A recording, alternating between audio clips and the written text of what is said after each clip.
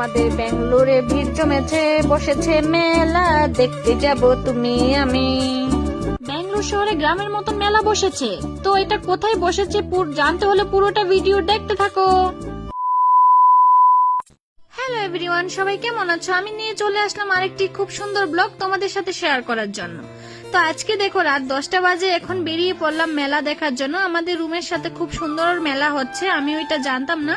তো বর্মশাই বলছিল যে আজকে 2-3 দিন ধরে এখানে মেলা হচ্ছে, তো তার জন্য আজকে দুইজন মিলে বেরিয়ে পড়লাম। তো এখানে দেখো কত সুন্দর লাইটিং করেছে, আর এখানে দেখো সন্তোষী মাটাকে কত সুন্দর করে সাজিয়েছে। আর এই মেলাটা হচ্ছে জেপি নগর 6 পেজ সার্কেল লেকের সামনে সুন্দর করেছে। আর তারপর তো চলে আসলাম আমরা মেলার মেইন ভিতরে, আর এখানে দেখো কত মানুষ, কত ভিড়, আর এখানে নাগরদোলাও এসেছে, দেখতে তো খুবই সুন্দর লাগছে আমার কাছে। আর আমরা কিন্তু ভাত টাত খেয়েই চলে আসলাম এখন মেলা দেখার জন্য। আর এখানে তো দেখো এখানে নৌকার মতন করে কত সুন্দর দুলন দিচ্ছে, দেখতে তো খুবই ভালো লাগছে। আর এখানে কিন্তু অনেক কিছুই উঠেছে, পুরো গ্রামের মেলাতে যা যা উঠে প্রায় সবই উঠেছে।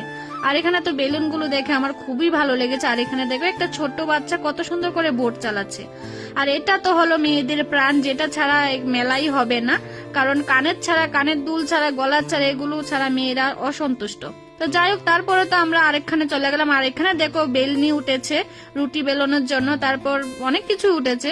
আর এখানে তো প্রচুর মালা উঠেছে, দেখে তো খুবই ভালো লাগছে। আর এখানে তো প্রচুর জিনিসপত্র উঠেছে, ডেক কড়াই যা আছে সবই উঠেছে, মানে আমাদের গ্রামের মেলাতে যেমন হয় ঠিক সেরকমই। আর এখানে টেডি বিয়ারটা দেখো কত সুন্দর লাগছে দেখতে, ডলটাকে। আর যাই হোক, আমি এখানে দেখো একটা গলার মালা কিনেছি, কেমন হয়েছে মালাটা অবশ্যই কমেন্টে জানাবে। আর এখন আমাদের মেলা দেখা পুরো কমপ্লিট, এখন চলে যাচ্ছি রুমে।